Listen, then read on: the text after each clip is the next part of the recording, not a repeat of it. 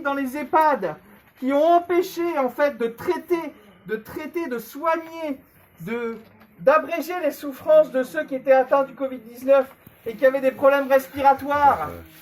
Pourquoi, lorsque nous venons, il n'y a aucun responsable, seulement des secrétaires, seulement des administratifs? Où sont-ils? Pourtant, nous sommes ici au conseil départemental des Hauts-de-Seine et nous appelons Monsieur Hugh Christian à venir nous voir. Parce que la question, c'est que il n'y a que des salariés ici, il n'y a que des administratifs. Pourtant, c'est bien une procédure qui va être lancée contre le professeur Péronne, qui a eu le courage de dénoncer un certain nombre de dysfonctionnements, un certain nombre de conflits d'intérêts entre le Conseil national de l'ordre des médecins et les laboratoires pharmaceutiques. Là, il y a du monde. Là, il y a du monde en moins d'une semaine pour lancer, en fait, des enquêtes préliminaires contre le professeur Péronne. Et quand nous arrivons ici, au siège, à Levallois-Perret du conseil départemental de l'ordre des médecins, on nous dit, comme à Paris, oh, il n'y a personne, il n'y a que des salariés. Alors on va aller voir si monsieur Christian Hugh est par là-bas. Allons-y les amis. C'est le Covid sidéral ici, hein. On va aller voir. Monsieur Christian Hugh. Allô, monsieur Christian Hugh. Ouais les amis, donc on se promène. Liberté de vous inquiétez pas. Pour les médecins.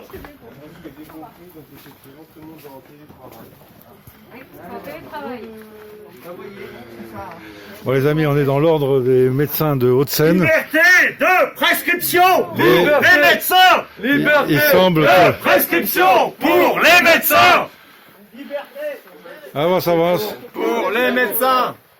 Il n'y a personne sur le pont, les amis. Ouais voilà, on est On évidemment. roule les bonbons, hein. Évidemment là on est sur un jour apparemment de congé. Hein, en pleine semaine. Comme tous les jours. On t'a trouvé la machine à café? Donc il n'y a pas de responsable, on a affaire effectivement à des très gentils secrétaires qui nous accueillent avec bienveillance. Bonjour madame. Liberté. Liberté de prescription pour les médecins. Voilà. Ouais les amis.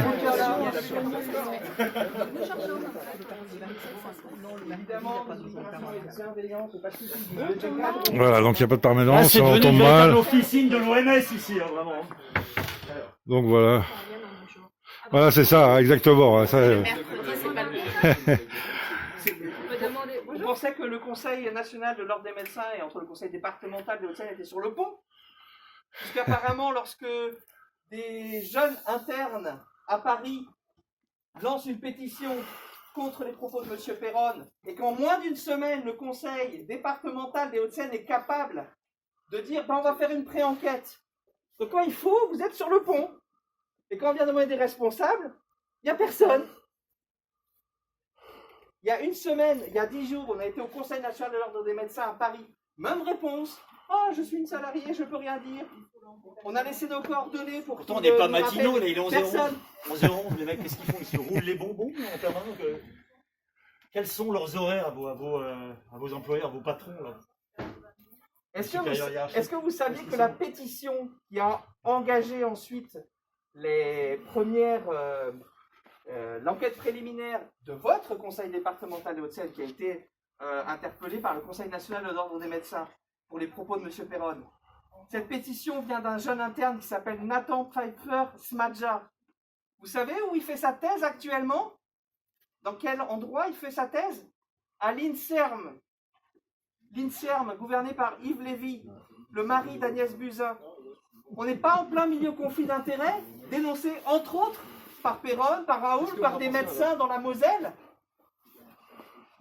Mais en moins d'une semaine, la procédure est engagée. Mais qu'est-ce que vous en pensez? Je suis secrétaire. Ah, mais ça vous empêche pas de discuter? Donnez votre avis sur ce que vous Vous n'êtes pas gilet jaune? Bien sûr. Liberté de prescription pour tous les médecins, conformément à la loi. Que le Conseil national de l'ordre des médecins et plus particulièrement le Conseil départemental de l'ordre des médecins des Hauts-de-Seine respectent cette liberté fondamentale. Les médecins, ce ne sont pas des savants fous qui donnent des choses sans savoir ce qu'ils font. Ils le font en conscience. C'est le serment d'Hippocrate.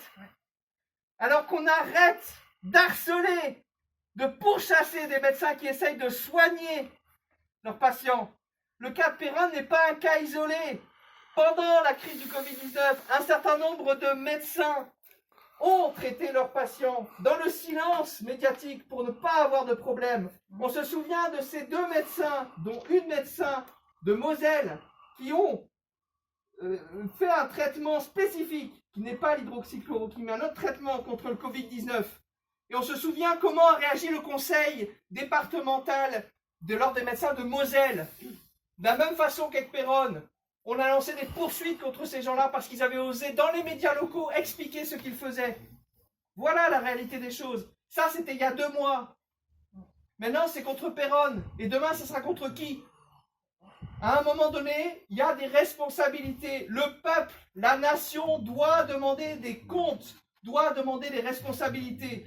Donc on ne veut pas, on n'accepte pas l'idée qu'en moins d'une semaine, l'administration du conseil départemental de l'ordre des médecins des Hauts-de-Seine est capable de lancer une enquête préliminaire contre Péronne à partir d'une pétition d'un jeune interne de l'INSERM, mais que quand on débarque à Paris ou ici à Levallois-Perret, je suis salarié, il n'y a personne. Il n'y a pas de coordonnées, débrouillez-vous. Est-ce que vous vous rendez compte qu'il y a des gens qui sont morts par manque de traitement? Vous vous rendez compte qu'il y a des gens dans des maisons de retraite, à cause de la directive de Olivier Véran, n'avaient pas le droit d'aller à l'hôpital en réanimation, dans les EHPAD? On ne leur donnait que des Doliprane, il faut le savoir. Et lorsqu'on passait la vitesse supérieure, c'était pour les achever en réalité. Politique ignoble d'euthanasie qu'on vient dénoncer. Où sont les responsables? Est-ce que vous pouvez les appeler et leur demander de venir à notre rencontre? Est-ce que c'est possible, mesdames? Non, parce qu'ils sont pas. Alors dans ce cas-là, on peut vous laisser un contact afin de prendre un rendez-vous ultérieurement. Aussi un mail, puisque vous êtes secrétaire. On vous laisse un mail, on vous répondra pas. Ces gens-là ne doivent C'est pas toujours pratiquer la pareil. politique de la chaise vide. Ah, mais on peut avoir le contact du responsable. Pour envoyer un email. Départemental. C'est-à-dire que sinon on reviendra évidemment. Les gilets, on est le syndicat du peuple, madame. On reviendra vers eux. On reviendra leur demander des comptes, croyez-moi. Ça, je vous le dis sans agressivité. Hein. Je sais que voilà, vous faites bien votre travail. Nous, c'est pas contre vous. Vous êtes là, vous on en vous a acquittez pas de- après vous. Hein. Voilà, vous vous acquittez de votre tâche, vous êtes là. On n'en a pas après vous du tout. Hein. Même si vous aidez à la mise en œuvre d'une politique Vous avez bien, mortifère, il y en a- réalité. il y a bien un email, au minimum, un petit email qui est public. Pour qu'on puisse demander un rendez-vous.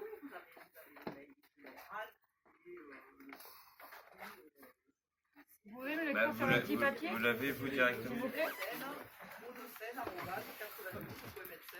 Pardonnez-moi. Vous connaissez l'adresse, vous avez, si vous allez sur internet, vous allez trouver. Ça va finir dans les spams, ça. Sans séparation. On peut pas avoir un mail adressé parce que ça, à mon avis, Les ça mails ne met standards. pas, ça ne met pas en défaut. Ça va être Nous, on filtré, envoie quoi, un en fait. email, et puis, il y a une réponse ou il n'y en a pas, mais si on envoie un email, il faut tout. Mais non, mais c'est à vous de nous donner une adresse. En tout cas, une adresse adressée. pas là, on une vient de adresse, manière pacifique et bienveillante. Sachez que le monde d'après a commencé. Le peuple, la nation, demandera et continuera à demander des comptes. Ben Et oui. pas juste les soignants dans les manifestations avec les citoyens. Pour l'instant, on est pacifique et bienveillant. Mais demain, ce sera les tribunaux populaires. Et tous ceux qui auront menti en disant « je porte serment », ceux-là même seront considérés par le peuple comme des traîtres. Le mot est fort, je sais, mais c'est le cas. Parce qu'à un moment donné, nous sommes au 21e siècle et les Chinois font mieux que nous dans une gestion de la crise sanitaire. Des corporations aussi vieilles que le Conseil national de l'ordre des médecins doivent être des contre-pouvoirs de fait par rapport à une politique du gouvernement si elle est dysfonctionnelle. Vous avez accompagné ce chaos gouvernemental. Et quand vous avez au sein de votre conseil des gens qui sont des lanceurs d'alerte, vous voulez les remettre la tête sous l'eau. Donc il faut arrêter de jouer ce jeu-là. Les Nous protocoles n'acceptons létaux, plus les ces conflits jours. d'intérêts, voilà, il y en a marre. Vous avez quand même suffisamment d'éléments vous-même. Vous allez sur les réseaux, un temps soit peu. Vous devez quand même comprendre que vous servez des véritables, des êtres malfaisants. Hein. qui trahissent le peuple, qui trahissent les intérêts du peuple. Les meurtriers, des assassins. Ah, c'est une politique criminelle, on est là pour ça. Et au sein même des institutions, la Cour des comptes, qui est une institution tout à fait officielle, c'est pas la Cour des Gilets jaunes, c'est la Cour des comptes de hauts fonctionnaires. Elle a pointé des manquements graves du Conseil national de l'ordre des médecins dans deux choses. La gestion financière du patrimoine du Absolument. Conseil. La deuxième chose, et c'est pour ça qu'on a mis l'ordre des médecins couvre des prédateurs sexuels, Oui. c'est pas une façon de parler, ça a été avéré par la Cour des comptes, où à un moment donné, des médecins, souvent dénoncés par d'autres confrères pour des abus sexuels, soit sur des enfants, soit sur des patients ou des patientes adultes, il n'y a pas eu de poursuite. C'est une bande de pointus. Ou alors il y a eu des poursuites, mais ils continuent à exercer. Des condamnations pénales. Vous imaginez le niveau? Donc les gens sont horrifiés, horrifiés. Le Conseil national de l'ordre des médecins aurait dû être un contre-pouvoir qui dénonçait en pleine crise sanitaire, peu importe les conséquences, et même si vous n'aviez pas tous les éléments, de dénoncer ce qui était à dénoncer. Vous êtes dans la complicité Et c'est de gens devenu qui disent « Oh, on Ouais. a fait très bien, un on a fait très fromage de bien la République, c'est devenu un fromage puant de la République et d'une République inféodée au nouvel ordre mondial. C'est ça la réalité. Nous, on veut que le peuple soit souverain à nouveau. Vous comprenez?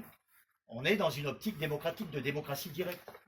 C'est ça qui nous conduit. En termes de médecine, ce n'est pas aux politiques ni aux lobbies de diriger la politique de santé française. C'est conflit d'intérêts, Voilà. on a bien vu. Donc l'ordre des médecins est d'autant plus coupable qu'il a la position pour dominer normalement les lobbies et le politique, mais il se couche et il collabore, quoi. Donc c'est à ce niveau-là que ça va pas du tout. C'est la médecine du docteur Knock et de Big Pharma qu'on vient dénoncer ici. Vous comprenez?